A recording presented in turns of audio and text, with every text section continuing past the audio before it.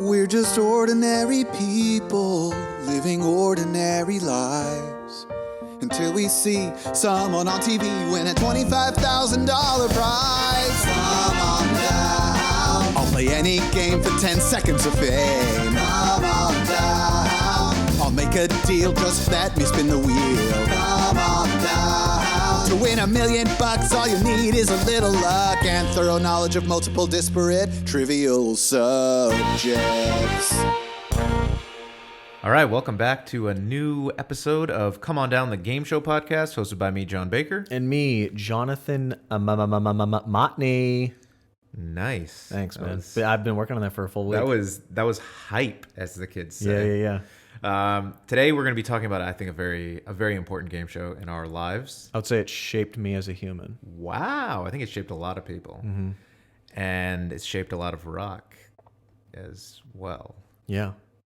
And that, of course, is Legends of the Hidden Temple. Ooh, I like you did a little hidden hand motion there. Before we start, I think we have a sponsor. I have acquired another sponsor for us. Okay. And I was told not to open my email until now. Did you know what the title of the email, what's the message subject? Don't read until recording today's AIDS. Today's ad. Ads, I'm sorry, yes. That must have been a typo on my part, Okay. sorry. So I'll go ahead and open it now. Yeah, and are you ready? Yeah. Okay.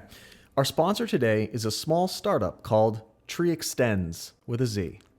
What's the first thing most people do once the new year starts in January? I'm glad they clarified when the new year starts. Yeah. Sometimes it starts in other months, but when it starts in January, this is the first thing. Well, you know how like people some fiscal calendars will start like in June. Oh, in March or yeah, that makes sense. I throw my tree out if it's real, or pack up the fake tree and put it in the attic. You and everyone else. There are some lazy people.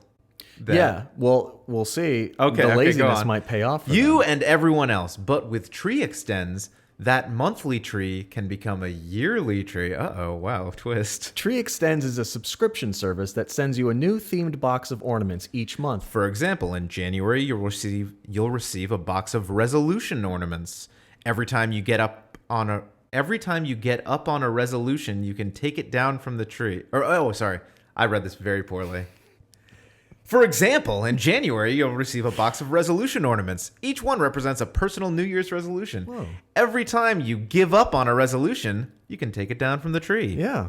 For February, Tree Extends will send you a box of Valentine's Day inspired ornaments.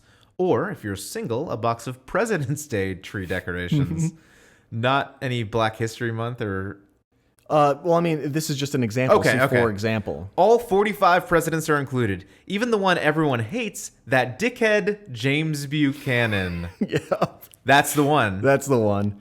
Do you know there are only 44 presidents? Really? Yeah. There's one counted twice. Weird. Grover Cleveland. What kind of ornaments are sent in March and April? A box of March ornaments includes improv. Oh. Yeah. St. Patrick's Day. Okay. It's actually just a bunch of live leprechauns that you hang on the tree. Oh my God. Yeah. Very cool. And April? Oh, the box of April ornaments is, you know how they say April showers bring May flowers? Yeah. Instead of putting a star on the tree, it's a shower head that requires actual plumbing, and you can shower under the tree for the month of April. That's crazy. Yeah.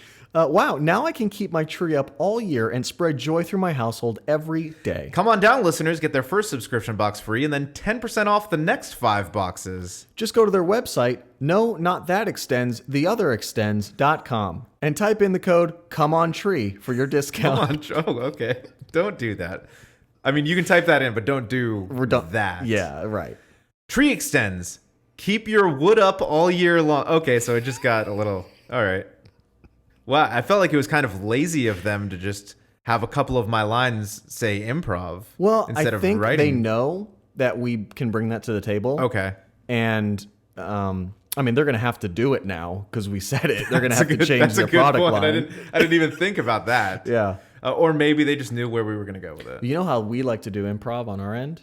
I think companies like to keep that spirit within the company as well. So they're like, guys, we don't know what we're going to be making or how to ship it. They know nobody's been able to do any improv for 8 months or so, and people are trying to do it over Zoom and stuff, and it's embarrassing. It's bad. Some of it is, yeah. All of it is bad. Well, that's a hot take. And so I think they're just trying to give us some, a little, throw us a little bone. Yeah. I like it. Yeah. So thank you to Tree Extends for letting us hone the craft there a little bit. Mm-hmm. Like we said, today's episode is about Legends of the Hidden Temple. Wow. What is it? What's the first thing that comes to mind when you say those words out loud? The first thing that comes to mind is this time in college where I think you were there, but a few of us got together and watched reruns of it. And Chase was with us. And we gambled on the results. Yeah. We were betting money on Do you remember who was going there? to win. I guess it doesn't matter to our listeners. It's just me. If you were there, you'll know. Yeah. So Legends of the Hidden Temple, it was a game show on the Nickelodeon channel. This is the second Nickelodeon game show we've done now after Double Dare. Yep. And, that one led to a little bit of a beef with Mark Summers. Mr. Summers was, I would say, stone cold peeved. He was upset. He felt like we didn't get it. Right. And by it, for some reason, it to him was the charm of the kids not being trained actors. Being idiots. And to us, there wasn't much charm. It was just kids that didn't know what was going on with a $10,000 budget on a kind of a crappy show that ended up being like successful. But, one of the things was catch this marshmallow in a cone. Yeah. Listen, the problem is as people in our mid-30s, it's not that's not who it was targeted at. Right. So I understand. Maybe they were deterring the creepy 30-year-old men, 30, 40, 50-year-old men. So they're like, ooh, little kids, let me watch this. Oh, this is fucking stupid. The type of the game show is what turned them off. It was a Chris Hansen type of situation. Yeah. Anyway, Legend of the Hidden Temple was on the Nickelodeon network from 1993 to 1995. Ran for 3 seasons, 120 episodes, 40 episodes per season. Wow. Kind of a lot. But it was hosted by Kirk Fogg. Big fan of Kirk Fogg. We can just pass over him. He was more to just like a... Wait, no. He was just sort of an engine to keep it going. Kirk Fogg, he was kind of dressed up like if you wanted to dress up like Indiana Jones for Halloween, but you didn't think of it in time, so you didn't have the time to go buy an Indiana Jones costume, so you just kind of picked up whatever you could find really quickly to dress up as Indiana Jones. I kind of got more of a crappy construction worker vibe. He did have a big kind of tool belt situation going on. He was kind of... maybe a Tim the Toolman Taylor, but bad. Yeah. Yeah. Is that good? That was very good. Thank you. I honestly thought there was a beast in here. Whoa. Yeah, so Kirk Fogg, he was kind of dressed up like an Indiana Jones combined with construction worker man. He would wear his little khakis, some chambray short sleeve button down sort of things with utility equipment attached. It looked almost like a gun holster. Like it just had 2 sides. Well, sometimes the kids got out of line. But he never pulled it out. He just looked at him and kind of peeked out the he would just kind of put his hand over it and they would snap right back in. It's like when you get pulled over by a cop and you're fiddling with your hands too much inside the car. They kind of just reach their hand back there. Does that happen to you? Well, I do a lot of fiddling when I get pulled over. I get nervous. Okay. So I start opening everything in my car and kind of... I start cleaning my gun while I'm talking to him. So yeah, Legends of the Hidden Temple. It was hosted by Kirk Fogg, but the other quote unquote host you'll recognize is the actor's name was D. Bradley Baker. It's a good name. My cousin, and he played Olmec, who was the guardian of the temple. Kind of like an early Alexa. Olmec was the original Alexa. Yeah. Hey, Olmec, add dog food to my cart. No. Jeez, guy. Once back in the world of ancient Egypt. No, Alexa off. I don't want to hear this again. So, Olmec was kind of the driving force behind the show, pretty much. He was a big, giant wall that had a face carved into it that talked glowing red eyes. And explained the game and each of the challenges as you went throughout the game. Mm-hmm. And he would also tell you a story every episode. Oh, that's nice. Which was very nice. That was one. I actually have all of those recorded as audio files, and I play them while I'm getting in bed at night to help put me to sleep. I mean, that makes more sense. I was hoping you wouldn't say something like, when I work, it's my workout jam. my workout I listen to Olmec tell me stories. Amelia Earhart flew a plane across the ocean, but she disappeared. You'll try and find Amelia Earhart's compass, which she should have had if she didn't want to get lost.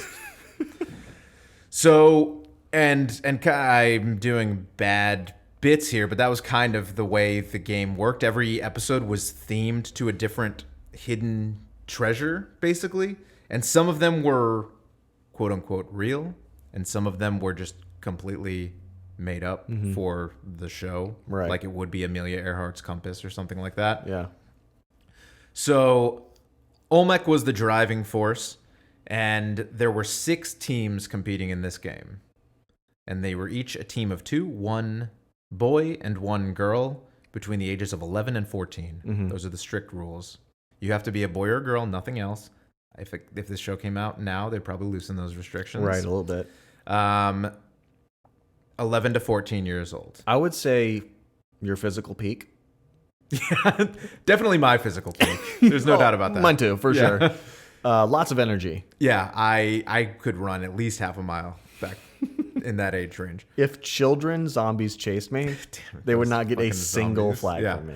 So those teams, as always, were the Red Jaguars, Blue Barracudas, Green Monkeys, Orange Iguanas, Purple Parrots, and Silver Snakes. Yeah.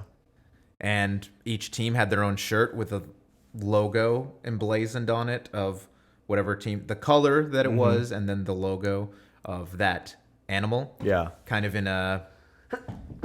Bless you. I think that's our first sneeze on the podcast. Wow. Excuse me. Took us 17 episodes. So those shirts are pretty cool. They're kind of like Aztec-inspired designs of this was those Mayan-inspired. Animals. Mayan-inspired, is that true? Okay, Mayan-inspired. Were they? I thought Aztecs were in Mexico. I thought this was kind of more like Mexican. Look, I got that on a very shoddy made documentary on YouTube. Oh, all right, I trust it. A voiceover that was hard to listen to. So I mean, and to be honest, there was a lot of mixed metaphors in this show. There were, well, because there was like Medusa's lair was one of the rooms in the temple. Yeah, and that's Greek. It's more mythology style. Yeah, exactly. So there's a lot of mix, and I mean, all of the stories and stuff. I mean, there were some about like Aztec and Mayan rulers and things like that, but there were also some about Amelia Earhart and the Medici family in Italy and things like that, whatever it was. So each of these teams, again, 6 teams of 2 kids, they would start in the first event, which was crossing the moat of the temple. And it was just a swimming pool. Mm-hmm. And with steam coming off of it. Because it was heated. Right, okay. And it wasn't dry ice. They didn't have they just filled the kids. If you fell into the dry ice, you got 3rd-degree burns. So, and each episode, there were kind of different ways that each of you needed to get across the moat. So there might be a paddleboard or a kind of like a surfboard with a rope going across that you have to pull yourself, or there was sometimes like rope nets in the middle of it that you had to climb and jump and swim. And the second person obviously couldn't go until the first person was done, and some of those you had to like pass back the flotation device or whatever to the, or like it's on a rope and you have to pull it back and then go. So, and then there was a button. Yeah. Smack. Easy. The easy button from the Staples commercial. Is that what it was? So across on your side, that when both of you got across, you hit that button, and the first 4 teams to do so advance, and the other 2 teams are eliminated, and they go home with a prize pack of pixie sticks or something like that. They definitely didn't get the telescope, that's for sure. No, they are out. So the top 4 teams advance past the moat to the second round, which, do you remember what it's called? The Stinky Snails? Close, in that the first 2 letters were correct. Ooh. It was the Steps of Knowledge.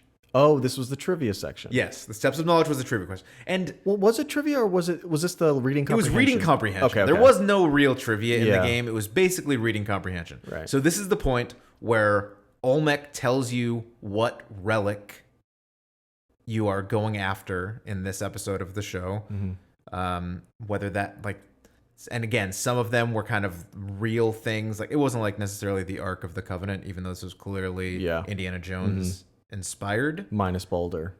Yes, I wish there was a boulder. I would love a that boulder. My make it better is boulder. So I think there were some real things or real legends that they would use, and then there are some things that they would just make up as they went along. So I read an interview with one of the creators of the show, a guy named Scott Stone, which sounds like a fake name. Yeah, that's for sure sounds like fake. It might be, but Scott Stone, dude. Scott Stone. Or like a softcore porn star. Yeah. Starring Scott Stone. Scott hard as a stone. Hey, I heard you're having some car troubles. Brought my green monkey wrench. It's so big. So, Olmec would at this point. Oh, so Scott Stone in this interview that I read, kind of said that he was inspired by the Fractured Fairy Tales segment of the Rocky and Bullwinkle show, where they would do fairy tales with a twist on them, kind of some made up comical elements to it. And that was a lot of the inspiration for the made up relics that they would have in the game that people are hunting in the temple. Yeah. So, like we said, Olmec tells the story about the relic and about how the relic got lost, or kind of the history of Amelia Earhart or the Medici family or Zeus or whatever it is in that time. And it's basically like a 1 minute long story that he tells. And then Kirk Fogg, bad name, Kirk Fogg asked trivia questions based on the 1 minute story that you were just told.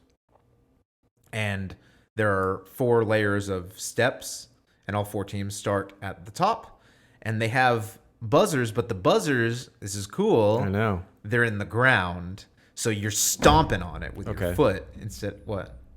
You know the downstairs neighbor hates us for making noise. Oh, yeah. And so now you're just stomping on the ground. Does he know that this is kind of important though? For yeah, I do. purposes? I go down there and I go, hey, man, we're gonna be recording our podcast now. Yeah. So if you could keep your bitching to a minimum, that'd be great. We'll pay him off from some of that sweet podcast cash. Mm. So you buzz in on the ground and you answer the question, which is, again, if you paid attention for memorization, 1 minute, it's just answer what they just told you. Yeah. So and if you get the question correct, you get to go down a step. And they keep asking questions. And when you get 3 correct, you are now at the bottom and you have successfully advanced to the next round. You just get to chill. So you don't buzz in anymore. You let all the other idiots keep going. Yeah. And once 2 teams get to the bottom, it's over. The 2 other teams are now also sent packing. Maybe they get some LA lights or something like that as their parting gift. Which you've essentially won at that point. What do you mean? LA lights as a like a dream prize. Of course, that's phenomenal. All you have to do is make it across a little pool, and you're set up for some LA lights. So the 2 teams that reach the bottom of the steps, they now advance to the Temple Games.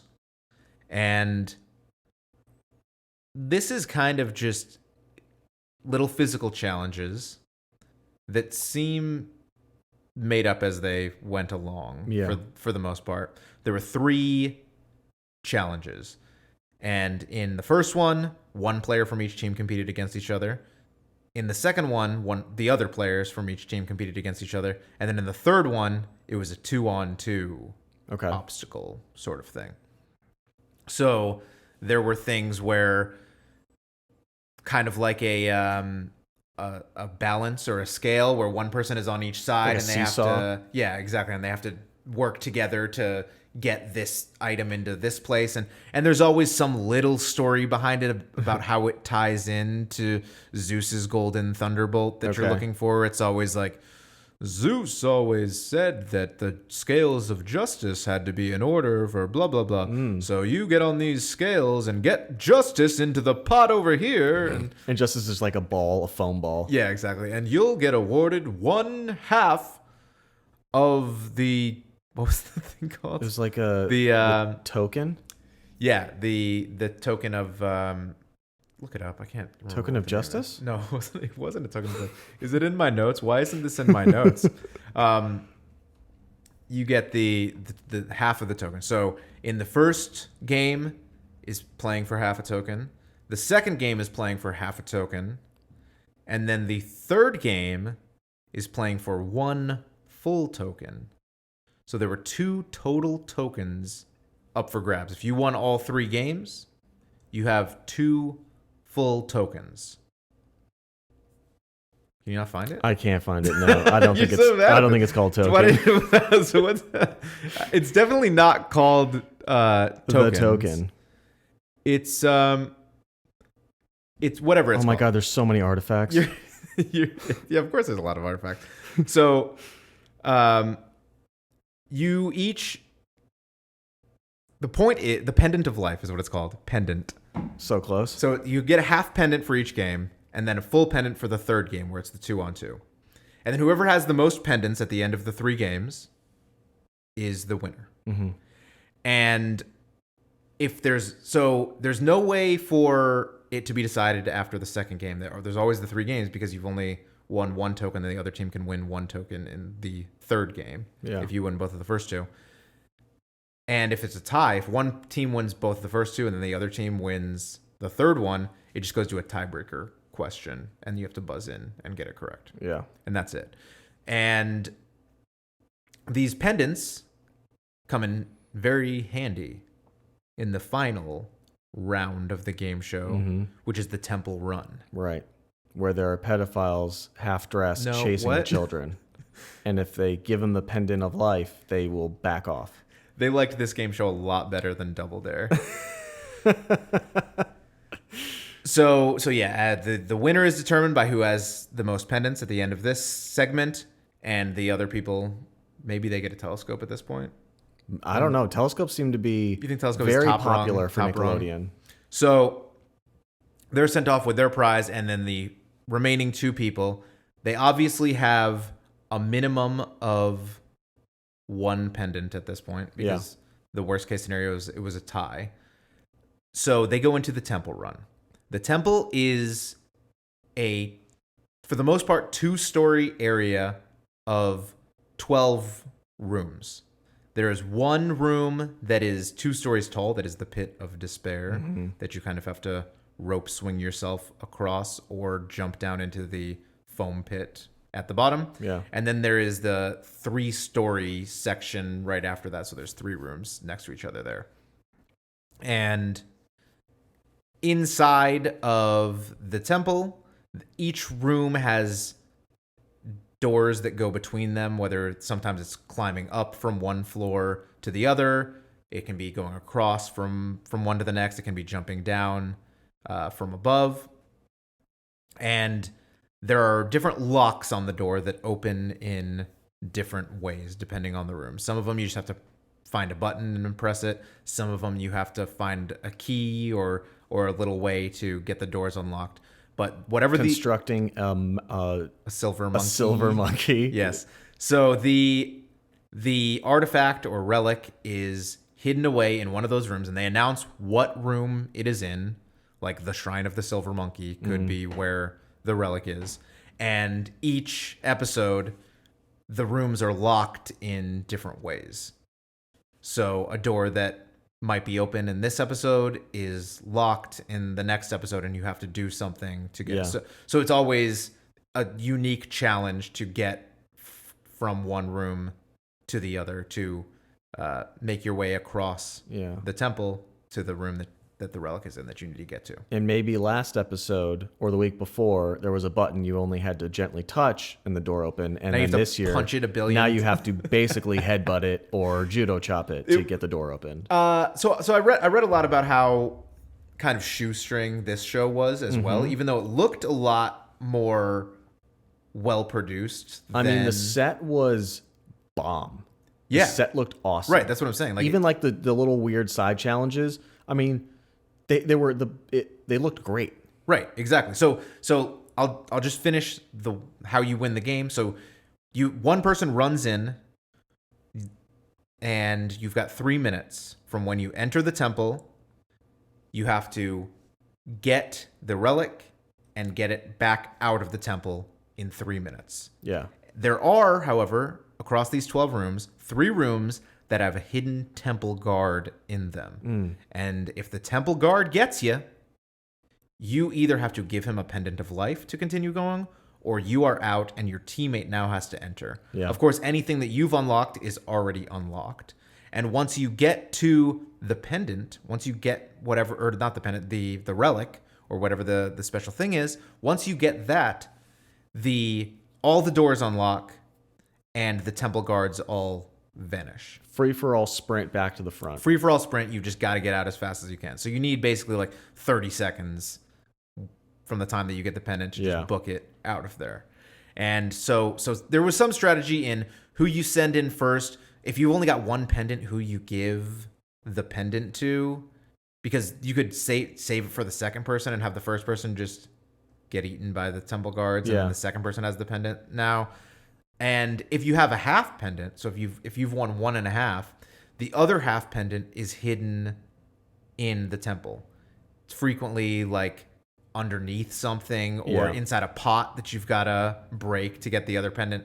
And so if you are able to get another half pendant, now you've got a full pendant, and you can basically each have a pendant that you get an extra life with. And so that way, since there are only 3 temple guards, you are ensured of not getting eliminated via temple guard, because the first person can use one, get eliminated. The second person can use one, and now temple guards are all out. So there's some strategy that goes into play there. Like we said, the show was a little bit shoestring. It was for as cool and crazy as it looked, especially when you were a kid.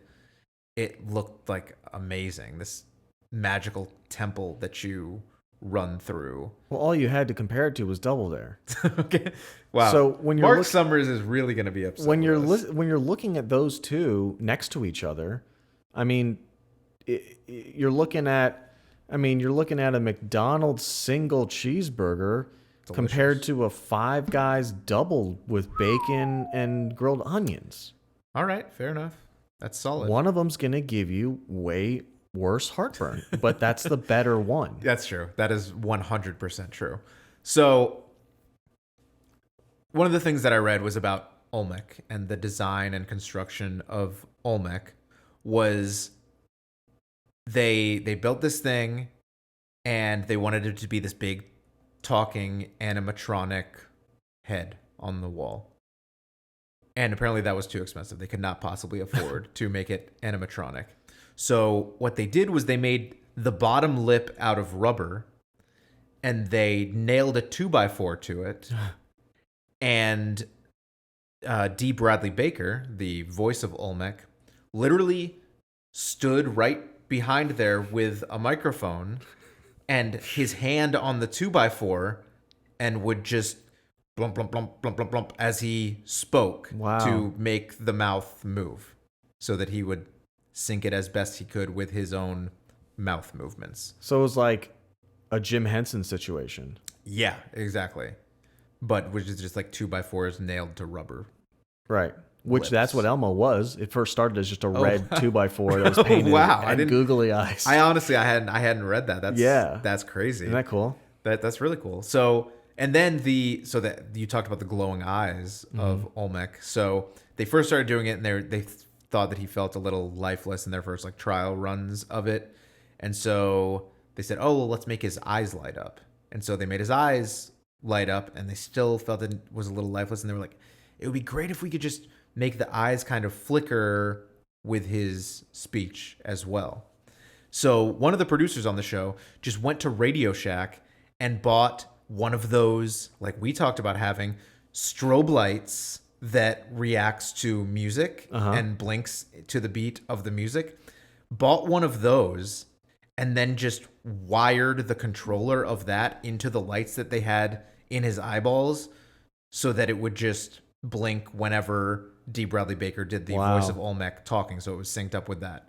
I mean, it was literally just like, they're like, I don't know, is there something we can find for $20 at Radio Shack that would let us do this thing we want to do? And Radio Shack was like, we're going to be out of business in like 15 years. So yeah, take whatever you want. Yeah. So that was how they made Olmec. And that was how a lot of the temple design stuff kind of happened.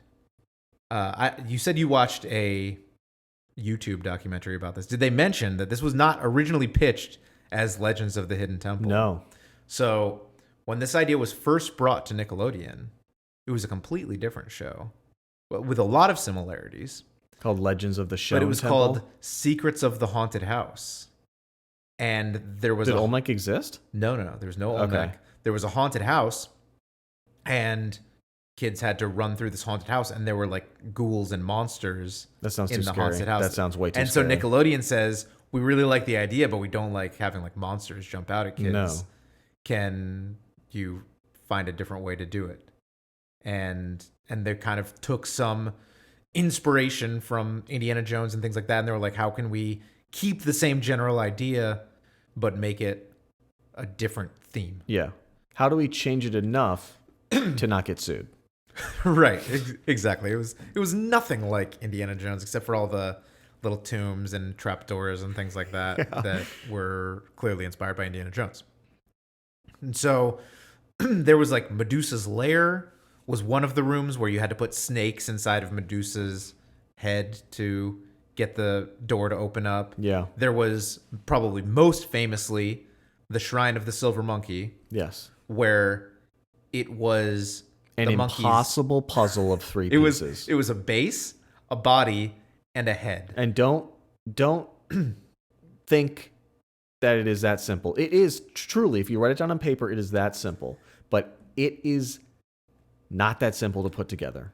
So the base, you had to put on a pedestal. Base was clearly the base, had a big old square. Then you had to put the body on top of the base. Right. And then the head had a big old spike going out that you had to put down. Right. And you had to line it all up so it looked like the Silver Monkey. I thought it was weird that there was a Shrine of the Silver Monkey and a team called the Green Monkeys and a team called the Silver Snakes.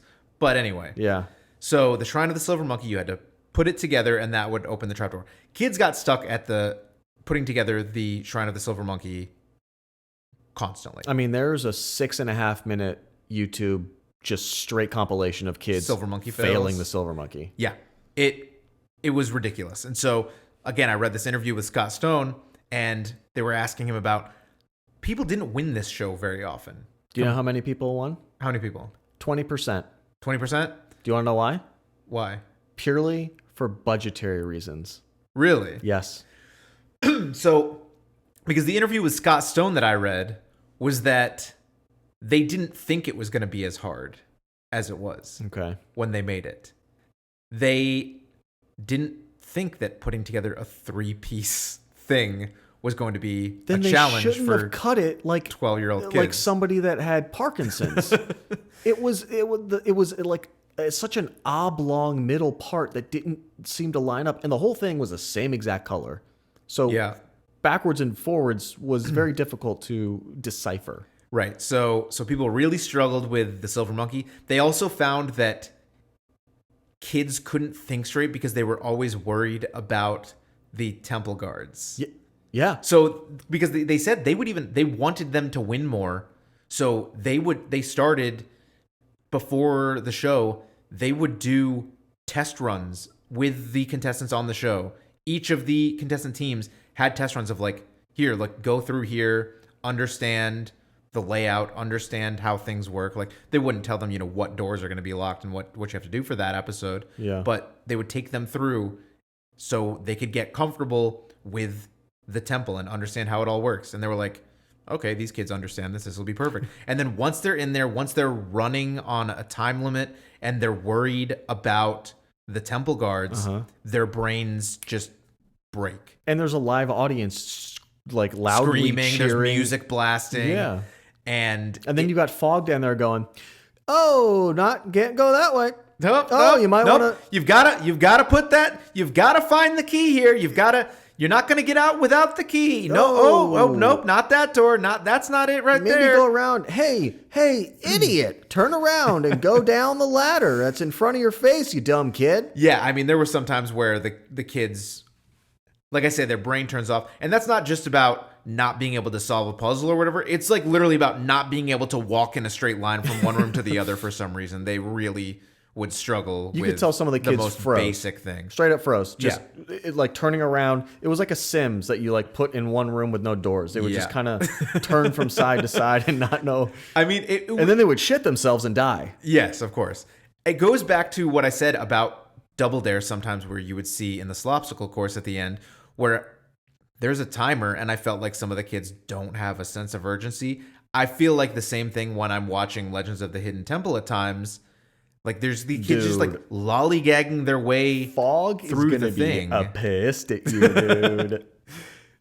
These kids were just really struggling a lot of times to figure out how to walk from one room into the next when there's just like a button with a door right in front of them. And they would get in their minds like, oh, the way that I need to get to this room is going right this straight line. When like there's open doors right here and you just go one room over and down into it and you're in. Yeah. But they would just get in their head like, no, I don't. It's there. I'm here. I don't know how to not go straight. Just like walking into the wall, just hitting their forehead on the wall over and over. So as a kid, I remember it being very frustrating at times to watch, to be like, oh, I feel like I would like study the tape in advance, like here's how I've got to do this. Here's the way I need to get from this room to the next. Like I would be very committed. You would hire a personal coach and you would go into a room and have a whiteboard and kind of just Sharpie it out. And then they you'd would be give me like, different scenarios. Right. And then your coach goes to erase it and he finds out he had used an actual Sharpie. And you're like, dude, what do you? And he's like, well, we got to buy a new whiteboard.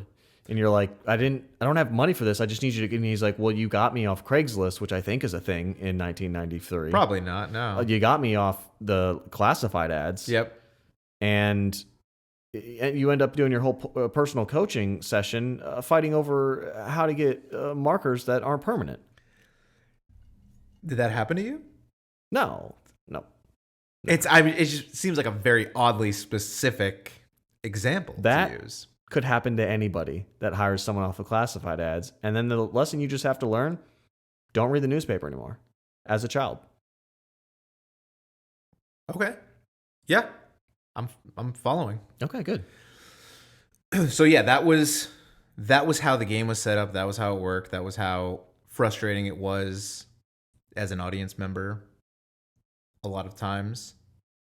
And I also think it was weird for the popularity of Legends of the Hidden Temple that exists to this day. Yeah. The fact that it only went for 3 seasons is a bit surprising in retrospect. Because I mean, like, people dress up because they've got the shirts of the team shirts, the green monkeys, orange iguanas, etc. Those shirts anybody can buy them on Amazon or Etsy or wherever from probably some illegal copyright infringing knockoff. Oh, so you hate independent artists is what you're saying? No, I love independent artists when they create actual art and just don't, knock off somebody else's work. Well, art is kind of in the eye of the beholder, right? Man, I had a really big debate with my wife about this recently. Oh, because you saw the Mario Etsy? No, not that. Oh. I do. Did we talk about that? Yeah. How people off air, but yeah. Okay, yeah. How people have call themselves independent business people, and then they sell little designs with Mario and Sonic the Hedgehog and stuff, and I'm like, you're just stealing somebody else's business and calling it your own business. You don't have the rights to do any of that.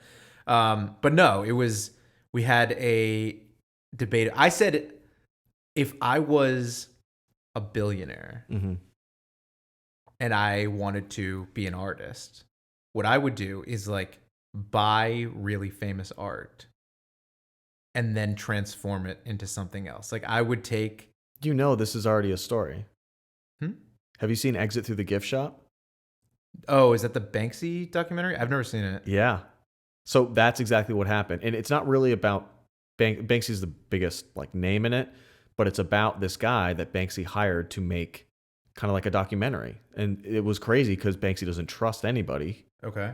And so he hired this guy, he was a French dude, to make a documentary. So the guy just followed him around and learned essentially how Banksy does his stuff. But you don't see Banksy in it because nobody knows who Banksy Correct. is, right? Okay. But this guy knew him. Okay. And he saw how successful this like guerrilla art stuff was. Mm-hmm. So he would buy pieces of art, not super, super nice, but he would buy pieces of art and would do his own thing on top of it. And that spurred this whole thing from this underground guerrilla artist group that was like, dude, you're like carbon copy. And you would also do multiple iterations of it. Right. So he's basically just like copy pasting his crappy art, but he became super successful. So yeah, okay, that makes so. This French guy did that, or Yeah. Banksy did? Okay, No, the French okay. guy, because Banksy was like, "What the hell did I give you like access into this world that nobody else gets?" And then at the very end, you find out this documentary that he made was like a schizophrenic fever dream. It was just 2-second shots of different things. It told no story. It just looked like a crazy person. Okay, so Exit Through the Gift Shop, the documentary, is a documentary about that. Correct. Okay, I thought the French guy made Exit Through the Gift Shop. No? Okay. So yeah, so my idea was basically like I would buy like water lilies or Starry Night or something like that. Mm-hmm. And then just use it as like a paper mache to make like a paper mache dolphin or something like that. I don't know, like probably not. So you would ruin this piece of art and I'm not reshape it. I'm not ruining the piece of art. Well, if you turn it into paper mache, I'm transforming it. You're ruining it. No, I'm transforming it. Is it a good dolphin or is it like a haphazard?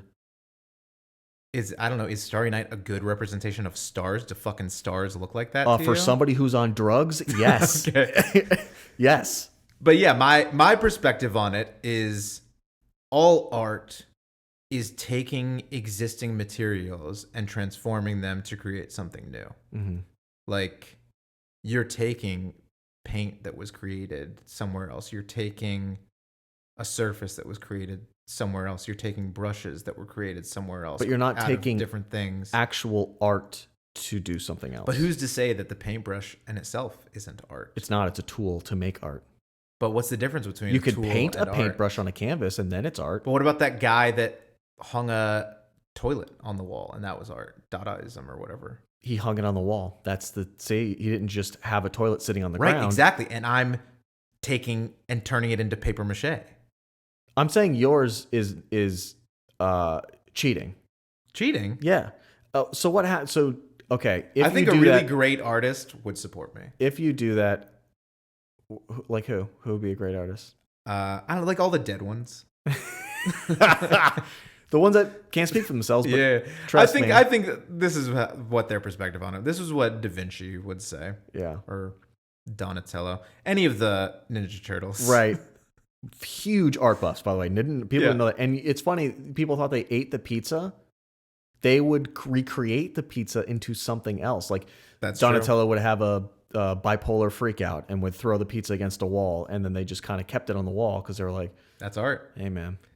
I mean, I think it all just comes down to if you were fucked up on drugs or if you have bad mental health, whatever you do is art throughout your life. Here's my problem with art. Mm-hmm. And he did quotations very condescendingly, just so everybody can. When I said art, I don't have a problem with art. My problem is with art interpretation. Oh, 100%. Is that if you are a quote unquote artist, whatever you do is now art. And like, but don't you have to say it's art? Well, what I mean is like, if Banksy draws a stick figure of a person with a gun to their head or something like that. Yeah. And it's like, oh God, this is a profound meaning about like how capitalism makes us all suicidal and whatever. But like if I drew a stick figure of a guy with a gun to head, just because I'm not already somebody that is known as an artist, it's like, that's fucking a shitty stick figure drawing. Like, you suck. But your name kind of sounds like Banksy. Baker? Yeah. So you think I could get by based on I that think you with my could. stick figure drawing? Yeah. All right, I'll put it online. We'll see what happens.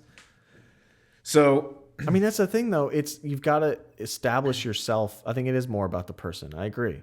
Because think about how many crappy movies famous people have made that people like, oh, so good. It was like a classic like cult film. And it's like, well, cult films sometimes just mean it was bad. right. Except Donnie Darko. Donnie Darko was not bad, and it's a cult film. What if it was bad though? Yeah, I mean, I'm not biased, but Jake Gyllenhaal's the best actor in the world. So, so anyway, this show, Legends of the Hidden Temple, was art. Of course, it was art. Olmec was art. But speaking of art, and speaking of cult favorite films, in 2016, they made a Legends of the Hidden Temple TV movie. Not a game show. Almost watched the entire thing. I watched the entire thing, Yo, and I want to should've. talk about it right now. Okay, good. So, Legends of the Hidden Temple, the movie, 2016 Nickelodeon original TV movie. Not a game show, a movie. About a game show. In many ways. Based off a game show. Based off a game show, Yeah, yes. okay. So, here's how this movie works. Before you start, is this going to be another Last Christmas hot take? Or because Jonda said to me, and you saved my ass, essentially, you're lucky Baker ruined that movie for me. Because I was gonna watch it with us. With you and me. You're and welcome. I was like, sucks, man. He's such a dick. That sucks. Was she upset that I ruined it? Did No, she? not really. She wasn't looking forward to it too much? No, I don't think so. Okay. She shouldn't have been because it was bad. So yeah, I'm sorry if I ruined this for you. It's on CBS All Access. Okay. For some reason, and I don't know if this was somehow just through if you have CBS All Access through Apple TV, but it was clearly an HD widescreen movie, but the sides were cut off so that it was in 4:3, and so things were just cut off at the edges every once in a while. Like the opening credits, I don't know some of the people's full names. I know half their names. I was very confused by that, but on every device I tried it on, the same thing happened. So the movie starts very abruptly. Like, I mean, so it's 3 kids. It's 2 younger boys and like their 14 or 15-year-old sister. Right. And like a 10 and a 12-year-old boy or something like that. And because Legend of the Temple had 6 teams of 3, right? Oh, no, wait. It was teams of 2? 2, yeah. Okay, so we were already not on the same page. We're already way off base here. So, and I mean, within 10 minutes of the movie, they're locked in the temple. So, wow.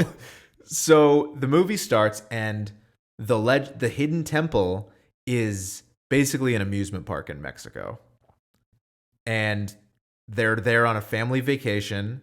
The parents go off to just do their own thing.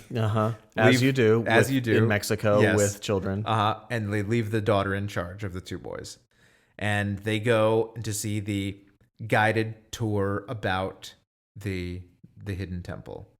And the tour guide, Kirk Fogg. Yikes. So Kirk Fogg is old Kirk Fogg. Well, yeah, it's 2016 Kirk Fogg. So Kirk Fogg is the tour guide telling people about the legend of the hidden temple. Mm-hmm. And the middle child, is very into the legend of the hidden temple. Like, he's done a lot of research on it. And after like the little performance by Kirk Fogg, he starts talking to him, mano a mano. Nice. About how he, all the secrets of the hidden temple and the pendants of life and blah, blah, blah. And Kirk Fogg is like, wow, I can't believe you know about, I've been doing this tour since 1995 and I've never heard anybody with this much knowledge about the hidden temple. Mm-hmm. And he's like, can I go in? And he says, sounds no. like he's kind of flirting with him. A little bit. And he says, no, it's sealed off. The last time some people went in there, they never came out. And then Kirk Fogg kind of alludes to the fact that he's been in there and he has a map. Okay. And so the kid has the map, and now him and is it drawn on the back of an actor's resume? Basically. Okay. Kirk Fogg's. And so him and his other brother are like wandering around. The sister finds them and is like, what are you guys doing? And they fall through a hole and end up in the hidden temple. Inside the hidden temple. They're in the hidden temple now. So it's not hidden to them anymore. Right. They've found it. They have found the hidden temple. They quickly come across a green monkey. An actual green monkey. Animatronic? Yeah. Or Nope, a monkey that is clearly post-painted green. Got it. And the monkey says, and then the younger boy is like, oh, he says he's our friend. His name's Mikey. And the sister says, what, you speak monkey now? And he said, well, I speak monkey and blah, blah, blah, and blah, blah, blah. Were the other things like iguana and jaguar? So he specifically said not snake, though, because I'm scared of snakes. Because of Slytherin. Yeah, exactly, because of parcel tongue. Yeah. And let me be clear. This is the only, I mean, aside from the whole setup of the temple, for these children, this is the only weird supernatural thing that is just glossed over, the fact that this boy speaks monkey. Right. And then now they have a monkey with them the whole rest of the time that is speaking to this boy. Sure. It's just not explained, other than him saying, oh yeah, I speak monkey. Uh-huh. So that happens. Then they discover Olmec, and he starts talking to them and telling them that he used to be the king of this civilization. Nice. Here in Mexico. And which the reason I thought it was all Aztec was because Aztecs were in Mexico and Mayans were more in South America. Yeah. So he was the king of this civilization, and he was handing the Pendant of Life down to his son to be the new king. A full Pendant of Life, or was it broken in half? Wait for it. Okay. A full Pendant of Life to give to his son to be the new king. And his son was like baby Olmec? His son was named Zuma. Zuma? Zuma. Yeah. And so just during the ceremony, in barges his other evil son. And Boomba. What? Boomba? His name was like Thark or something like that. Okay. And some like temple guards that had turned on the king and are siding with this evil son. Yeah. Because he wants the power of the Pendant of Life. Because it's like magic. It gives you some powers, whatever. So Olmec throws the pendant to Zuma, and Thark, or whatever the hell his name is, throws a knife that hits the pendant in midair, splitting it in half. Wow. And each son picks up one half. And Zuma is running away, you know, from the temple guards and his evil brother that are trying to get him and kill him to get the other half of the pendant. Yeah. And it is at this point that Olmec decides the only thing he can do to make sure that his evil son doesn't get the pendant and destroy the world, basically, is to turn the entire civilization into stone. Yeah. Makes sense. Right. So he turns everything into stone. And now, if you go down the steps of knowledge, you are not allowed out of the temple until you have reunited the two halves of the pendant. Yeah. And once you do, hold on. Once you do reunite the two halves of the pendant, you have exactly 3 minutes to return the pendant to Olmec. Okay. And then you're allowed out of the temple. And then civilization is saved. And all of the stone turns back into the people of this civilization. Okay. So boy wants to do it. Girl is very against it. That's like back in the day when women were just written as like deterrents to the men's parts. Yeah. But I mean, also, his plan is like, let's probably kill ourselves. And hers is like, let's go find mom and dad, who we then cut away to, who are just in a hot tub somewhere. Like, hope the kids are having as much fun as we are. This hot tub is great. Like with swingers and stuff like that. But also, they can't go find mom and dad because they can't get out, right? No, they're allowed out at this point. Okay. They have to make the determination. So it's this dumbass kid with his monkey who's like, let's do it. This is fun. Right. So the two boys go for it, and then the girl falls down the steps trying to stop the second one. Yikes. And then now they're all down the steps of knowledge, and they're all not allowed out unless they're able to reunite the pendant. Okay. So across their journey, they find things like a red jaguar that tries to kill them, Indiana Jones style traps of like darts shooting out across walls, trying to kill you, etc., etc.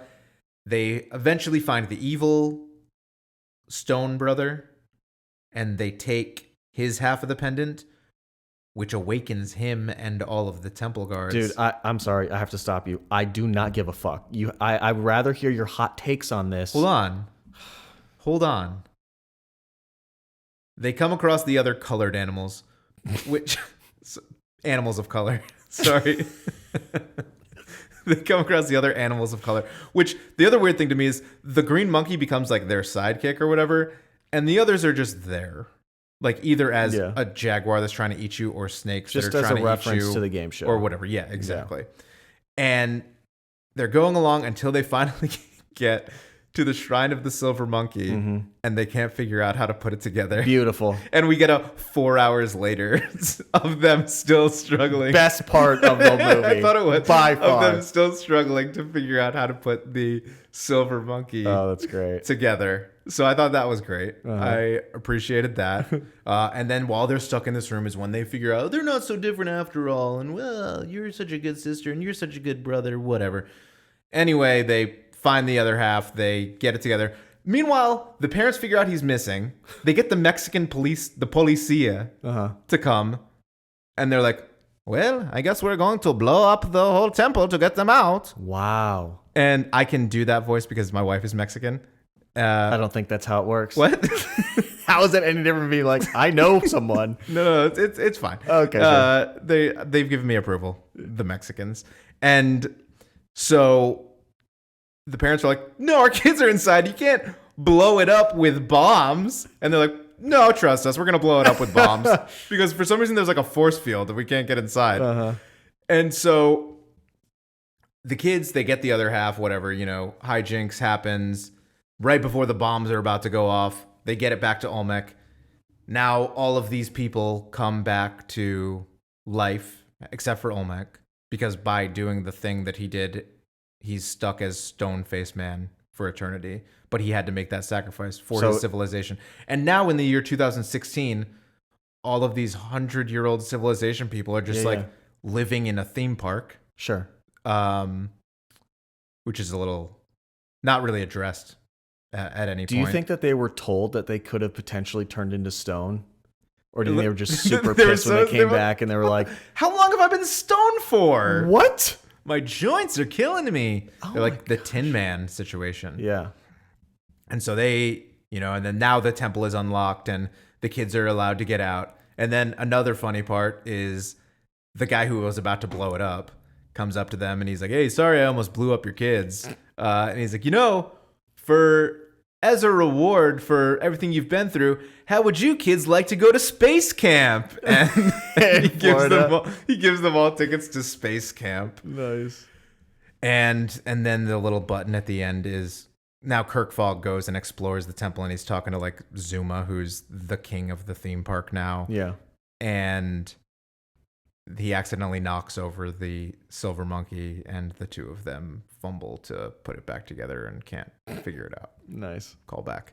So I would say as far as children's Nickelodeon channel original movies go, I'd give it a thumbs up. Wow. Over Smart House? Well, that's a Disney Channel original movie. And I think probably better than most Disney Channel original movies. I liked that for kids, it was probably pretty enjoyable. And for adults, there was enough references to the game show that kept you sucked in. And it was an hour and 5 minutes long. Great time for a movie. Exactly. Great time for a movie that is dumb and stupid. You don't feel like you're wasting time by watching it. So that's the Legends of the Hidden Temple movie, which was, again, a thumbs up from me. Just one thumb. One thumb because I couldn't see a third of the screen. so CBS All Access needs to fix up? that. Yeah. Yeah. Maybe 1 1/3 thumbs up. But yeah, I thought it had some great references. And then, I know we're getting close to the end of this episode here, but however... Well, if we're going to do 1 minute and 5, we've got 5 minutes left. An hour and 5? Yeah. Hour 5. So that was not the end of the Legends of the Hidden Temple, because in 2019, Yes. it was announced that Legends of the Hidden Temple was being rebooted. Stop it. For adult contestants. What? On Quibi. Oh, no. What? Quibi shut down. What? Yeah. Quibi? Quick Bites? Yeah. How could it shut down? It was such a brilliant idea. A subscription service where you just watch YouTube videos. How could that not work? And only on your phone, because nobody wants to watch stuff on a TV or a computer or an iPad. Yeah. They only want to watch it on their phone. Yeah, but so that didn't work for some reason? They don't want that. They don't want that? No. Oh, because it's stupid and you can't only watch it on your phone and it's only 10 minutes at a time? Yeah. Oh. And it was like $10 a month. It was like this more expensive than Disney Plus. Yeah. If anybody has time, you should read about it, because Quibi had every single piece in line to make it successful. One of the most successful producers in Hollywood got a whole bunch of venture capital together, and everything was poised for success. A lot of famous actors and directors and producers. Mm-hmm. That's why, because this guy has so much pull, because everything he touches is gold. This was his Jeffrey first Katzenberg. Major failure. Well, Quibi was an idea that could only come out of a corporate boardroom. It can only come out of people who look at graphs all day and say, these graphs tell me this thing, and not think about human nature or human behavior or human psychology in any way at all. Because and they have nothing it's not like they didn't have data on how people consume media in the new age. Like, they've had streaming services to pull on and be like, well, we know people like this because Netflix is super successful and Disney Plus is successful because they have a pull of a huge catalog. I mean, the problem is, again, they just didn't understand, because before Quibi came out, they did a lot of promotion for it, like Super Bowl advertising and whatever. I think it launched in like April or May or something like that of this year. And so everybody was, for the most part, aware of Quibi. And I'd never found one person that was like, I'm interested in that. Because nobody was interested in that. No real human ever thought, I wish I could pay money to watch 9-minute TV episodes exclusively on my phone while I'm shitting. Yeah. Like, it was just made for an audience that didn't exist. They didn't understand that people watch YouTube videos that are 10 minutes because it's quick and easy and there's no commitment and it's free. Yeah. And there are literally billions of options out there and you're good to go. People aren't first of all, YouTube's subscription originals thing already failed before Quibi. Yeah. YouTube had an original thing, YouTube Originals, or YouTube Red, I think it was called. Failed miserably. Yeah. Nobody wanted that. And that's made by Google, a huge company that people already pay $1 billion subscription services And to. Google also knows exactly how you think and act. Right, exactly. Nobody wants to watch Reno 911 8 minutes at a time only on their phone. It just didn't make any sense at all at any point in time to a regular consumer. And they blamed it on the Pandy because people aren't out and about. Pandy didn't help. It didn't help, but it would have failed. Maybe it would have lasted another month without it, because you can't even watch it anymore. It doesn't exist. All the original content starring A-list actors is just disappeared off Earth. And hundreds of $1 million are now gone. Where did they go? No, it was a failed company. Nowhere. But like, somebody got that money. Who got that money? I don't know. Somebody. It doesn't just disappear. Dude, they lit it on fire. They did an entire bonfire of the money. And it was symbolic. Called it Quibi, yeah. Yeah, so Legends of the Hidden Temple is not coming back on Quibi because Quibi doesn't exist. which is the real bummer of a situation for Legends of the Hidden Temple fans. But I'm a Reno 911 fan, and I didn't get Quibi because they put new episodes on there. Yeah, same. Because why would I get Quibi? So maybe somebody else will pick up this idea for Legends of the Hidden Temple. I mean, I love the version. idea of adults doing it. Yeah, because now they have no excuse for failure. Right, exactly. You're a they grown better adult. Put that fucking monkey together in a timely manner. I hope they make it like, okay, so the first episode they bust in and it's like, gotta put together the silver monkey. Look for the 20 pieces. Yeah. Well, I know Kirk Fogg is probably, if he was going to host, because he's really done a minimal amount of acting work. Dude, he did Legends of the Hidden Temple. He did Legends of the Hidden Temple. Yep. Oh, man. He's got like 4 credits on IMDb, which is kind of surprising because I thought he was a decently energetic, inoffensive game show host. And the producers of this have made several other children's game shows. So I don't know if he just wasn't interested in doing it anymore, or maybe he wasn't a good worker. They didn't like working with him. But also, how many offensive game show hosts do you know? Very few. Okay. But that's why they're professionals, they're Weatherman. You always got to put in little digs at Sajak for some reason. No, I think Kirk Fogg has a podcast, by the way. Yikes. Well, I don't know. I can't judge. It's probably got more listeners than we do. It's definitely got more listeners than we do. I wouldn't say definitely. 1,000%. 1,000% Kirk Fogg. What is it about? I don't know. Is it called the Game Foghorn? shows? And he just calls people on the phone?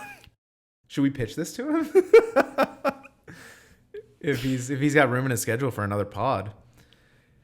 Yeah, so I thought the show is great. Mm-hmm. I don't know that there's a way to improve the show because a lot of the joy of the show is yelling at the TV screen when the people are struggling to make their way through the temple. Okay. So I don't want to make it easier. I want to keep it difficult. I want to fear the temple guards, who they got some bumps and bruises from some of those kids when they scared them as well. Kids fight back? What do you mean? Yeah, like throwing up elbows and things like that at the temple guards. That's what you get for scaring kids. Don't scare them. Don't just jump out at them. Ooga booga. So I think this is like a solid 4.5 buzzers. Wow. For me. I quite enjoy it. Like I said, the movie was 1 1/3 thumbs up. I didn't mention it has quicksand in it, which I always love a good quicksand. Yeah. So it had it all. Yeah, my make it better was the kids should be able to kick the temple guards in the shins or give the token to get away and not have to sacrifice their token. So you should be able to use some self-defense maneuvering. Absolutely, especially if you run into the temple and the first thing that happens is a guard That is pops bullshit out. when Yes, they're in it the is. first room. That is some bullshit. I always got upset about that. Make the Shrine of the Silver Monkey pieces more distinct, so we don't have kids fumbling with a very easy Some puzzle. of them got it together in a snap. Sure, those kids were great. They were great, but they puzzle probably solvers. had seen the show quite a few times. They probably had their trainer at home making replica silver monkeys. And I said, I think that they should have expanded the budget or whatever reasoning they had to at least 35% of kids making it.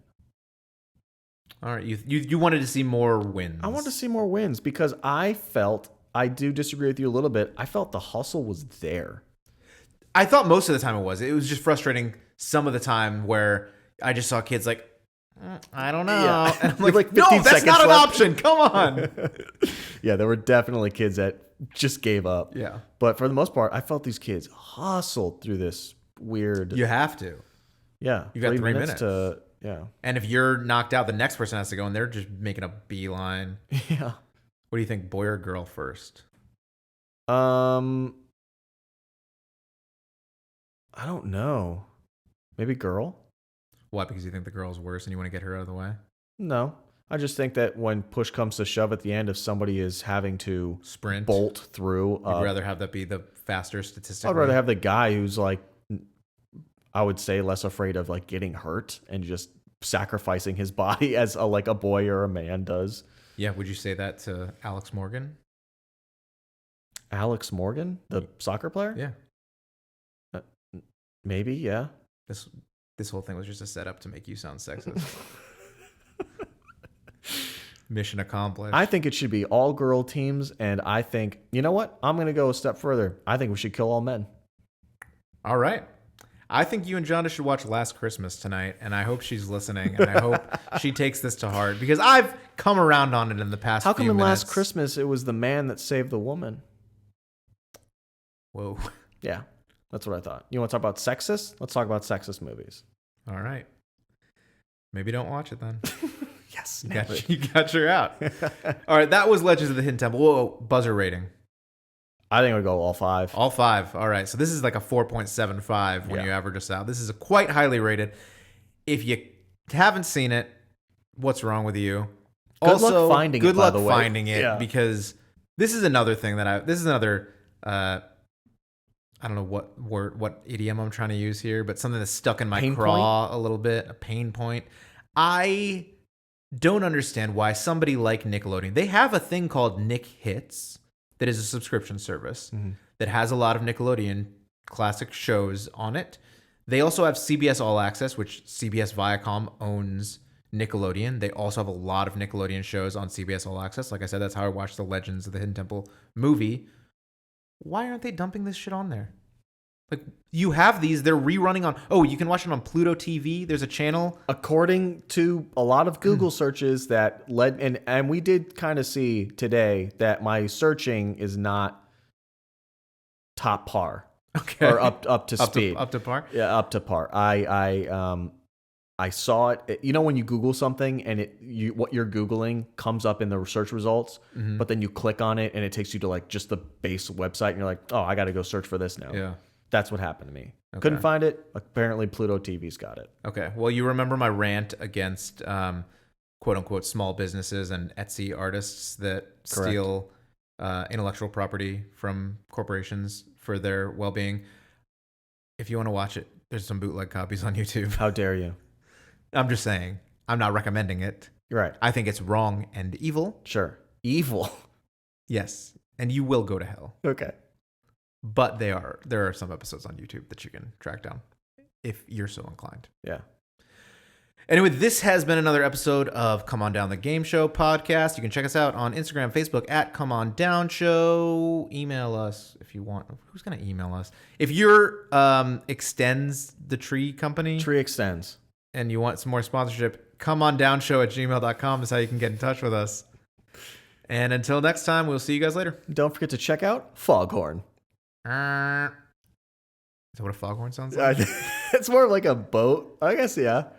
That's a foghorn. No, that's Tim the Toolman Taylor. Oh, sorry.